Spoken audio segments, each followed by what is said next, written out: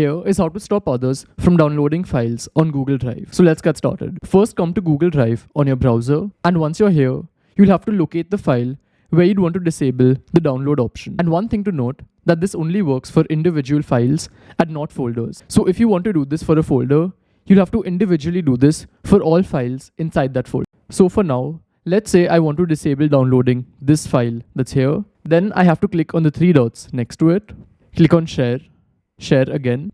And here, if you've given access to someone, you'll see their names over here. But to disable downloading this, just click on settings that's on the top right.